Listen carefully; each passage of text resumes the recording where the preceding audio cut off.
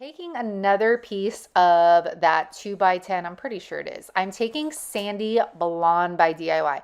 Y'all, this is like the perfect like crockery color. Oh, it is so gorgeous. All of these. If you guys didn't watch my live, I showed you all of the new DIY paints I got, and if you couldn't tell, I'm obsessed. So we're going to paint the back and then the sides, but you do not actually need to paint the back. Just paint the sides with the tan color. Going over the fronts, we're going to do the same thing we did with the first piece, and we're going to paint it white because this is where our decoupage paper is going to go. I'm going to take this beautiful decoupage paper. It says T on the little container, so just wanted you to know so that you pick up what I'm putting down later. All right, now you guys, please tell me. I was like, you know what? I'm going to take the liquid patina with a big brush. That way I could do more in less time. Now, I don't know if I oversaturated it or what happened, because you can see on the right, it like started pulling up, almost like it was shrinking or something. So do you see on the right how it starts like tightening up and then like popping up on me? It was the weirdest thing. And the only thing I could think of is that maybe like I put too much too soon, or I did too big of sections. I'm not sure, but it ended up working out. So again, just taking that finger sander and getting the excess off. Now I'm going to take some more molds and we are going to use our clay. So I'm using the DOS clay, and you guys, I think I'm getting better at this. I really am. It is getting a lot easier. I think you just need to keep doing it. If you're new to my channel, I'm not a fan of the clay. I rather use the resin all day long. However, I needed 4 of these, and using the resin just wasn't going to be practical since you have to wait 10 minutes in between each one. So I'm going to fill this up. All you have to do is push back with your finger. They have little lips around the images so that you can easily push back the clay and it will just take the excess off for you. So again, I am making 4 of these. I dusted the mold with cornstarch just so I can ensure that it does not stick. Now we are going to go over to our letter molds, and let me tell you that don't tell anybody I said this, but the clay is actually a lot easier for the letter molds than the resin. I will say that. But I get the letters made that I need. Now, initially, I wanted it to say Book of Tea. So obviously you know where we're going with this now. However, it would not fit. And this was another point in my DIY where I was starting to get a little overwhelmed because I was like, can something just work for me, please? So I start like, I'm trying here, okay? It doesn't work. So then I'm like, let me take tea. Maybe I could just put tea on the edge. But since this is a block of wood, I want it to say book. So maybe somebody that's not crafty will understand it's a book. So I move up the tea and then I put the book on the bottom. So tea book. It's not as good as Book of Tea, but I made it work and I still think it looks beautiful.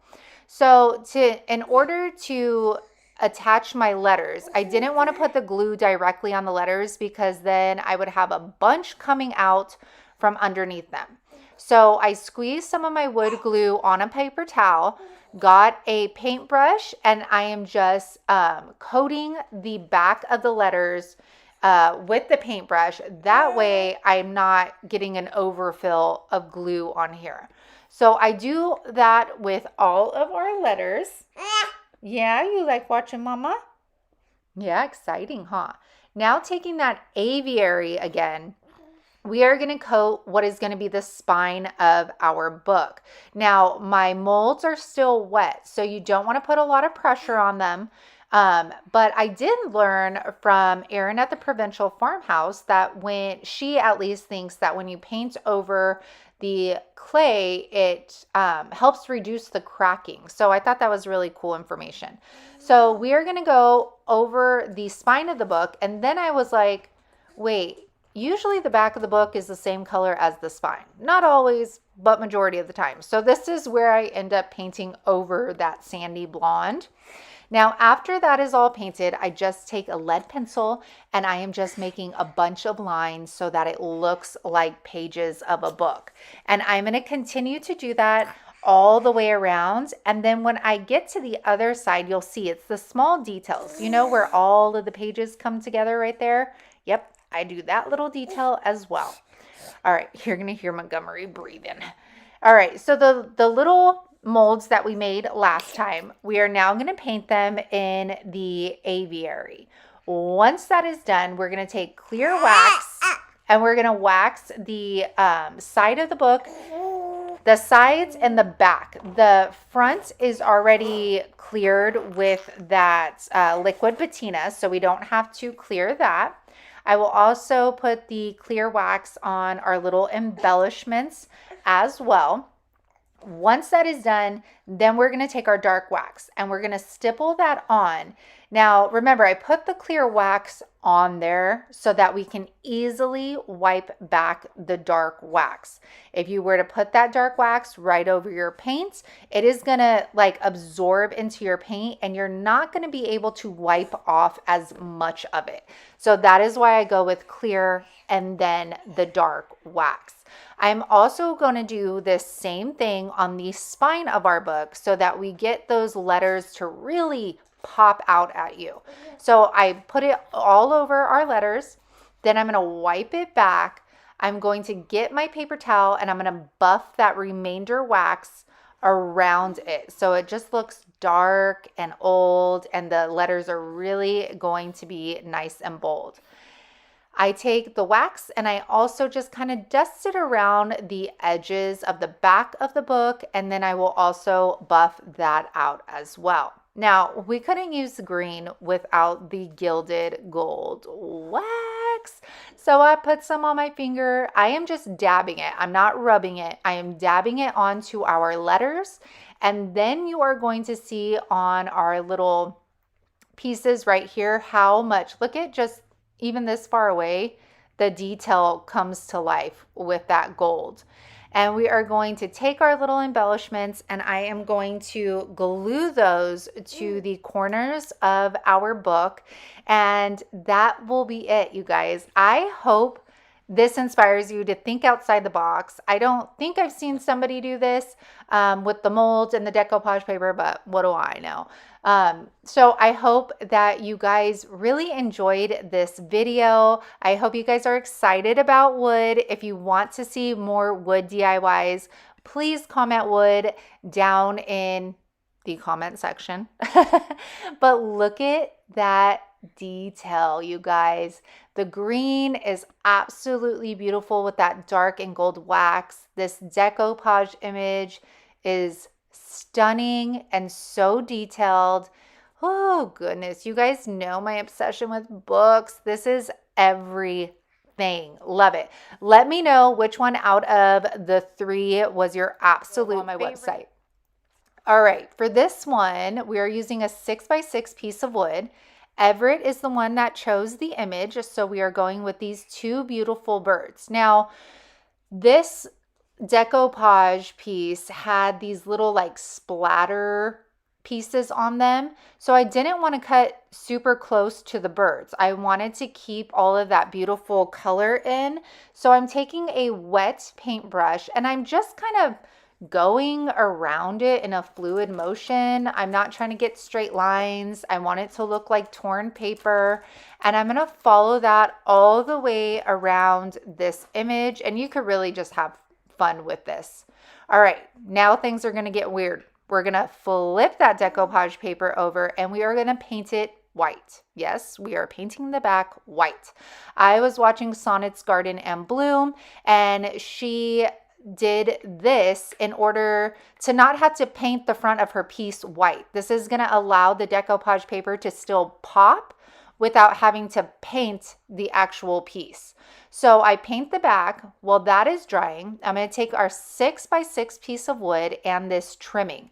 Y'all, you can get this beautiful trimming at Home Depot. They range from like $1.99 up to $5.99. This one was $1.99 or something. And I'm going to mark that off. I'm going to take my little table saw or miter saw, whatever it is, and I am going to cut that. This cuts so easily. It took me like 3 little swipes and it was good. I sand off the edges, and then I am going to also cut a second piece. I'm going to take our wood glue and I'm going to glue those to the top. This is a great way of adding some easy detail to wood signs for not a hefty price tag. Yeah, I know, it's so pretty, huh?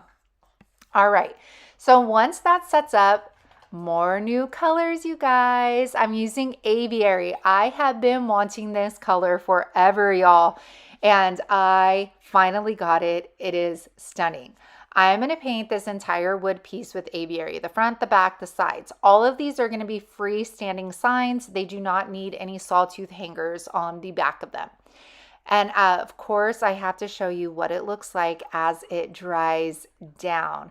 This green is everything. I have Monet's Garden. That one's a lot darker. This one is definitely like, whoo, I love it. I love it. All right, so now that we have this painted, we're going to take our decoupage paper. And since I added the trimming on here, I'm going to have to cut a little bit off, which is no problem. I just take that craft knife and butt it up against that trim and cut my excess off. Then, just like we did in the previous one, I am going to take that liquid patina and I'm going to start from the bottom and then work my way up with it. Now, liquid patina is different than Mod Podge in its consistency. This has more of like a polyacrylic like consistency. It's very thin versus Mod Podge, which is going to be a lot thicker. After I get that done, I go over the entire piece with the liquid patina. It is used for decoupage, and you could use it as a top coat as well. Once we are done and it's dry, y'all know I had to take this dark wax to bring the details out in this molding.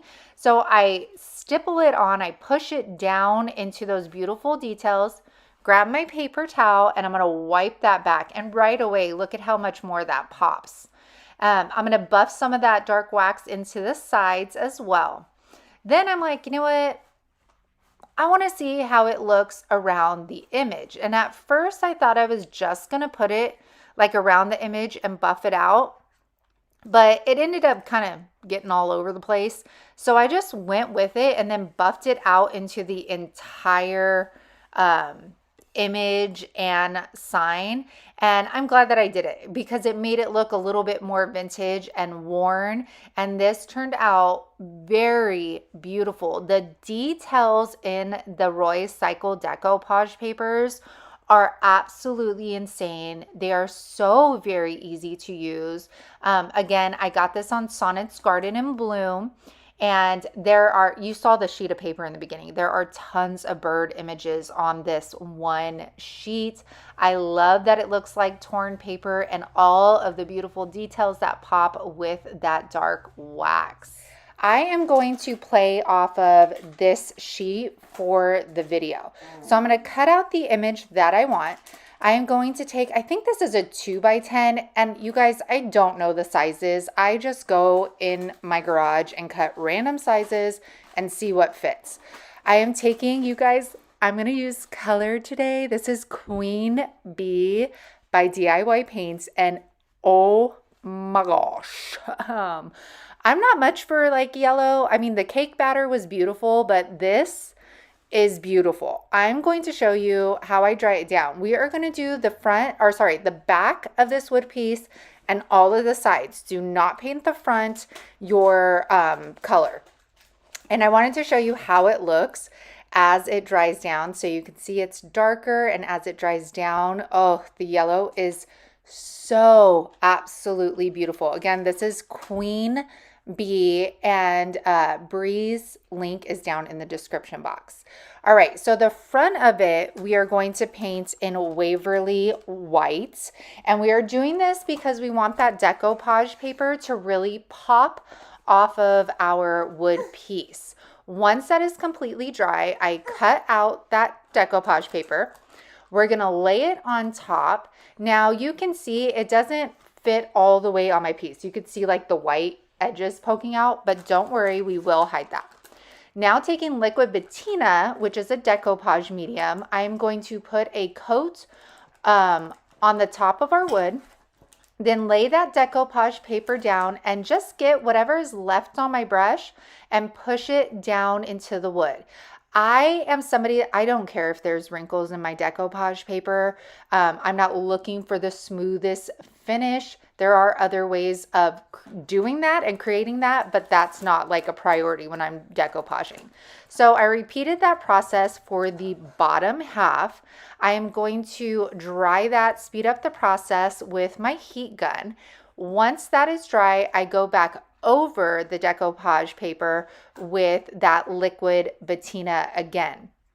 Once that's dry, we're going to take this finger sander and I am going to sand in a downward motion the excess of the paper. It was super easy to do.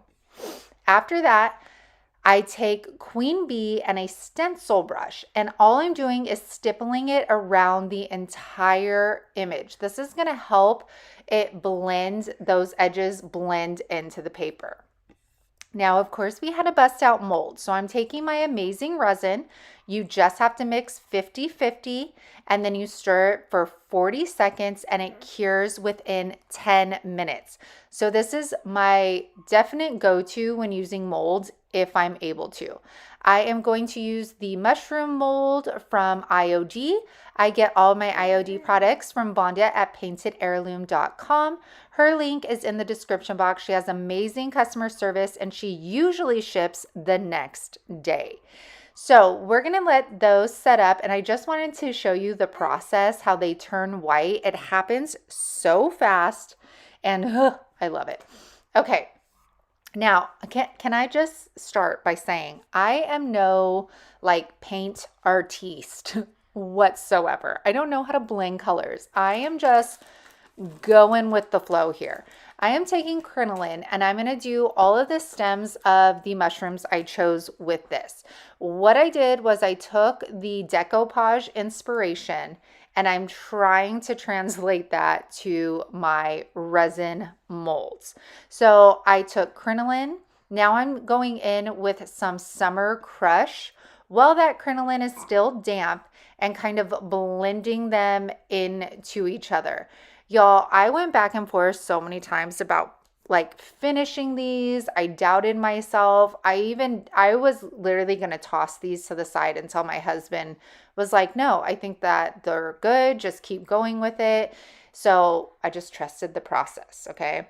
So I did the same thing with the little ones. Then I took Weathered Wood by DIY with a smaller paintbrush and blended it. The mushrooms on the decoupage paper had like orange, brown, white, and red in them. So I was trying to imitate that as much as I could, but make it my own, of course.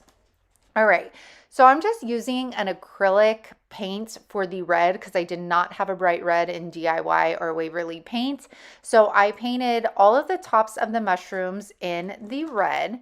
After that, I took the white wax and coated them.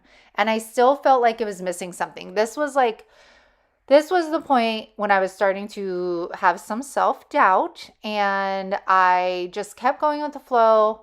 I propped them up on the piece and was like, I was like, I can't put these on. They're not pretty. And my husband's like, you know what? Add some of the white polka dots to the tops and see if that helps kind of just tie in your piece. So I did that, and I'm happy he was there to encourage me because it definitely would not have turned out the way it did if I wouldn't have added these.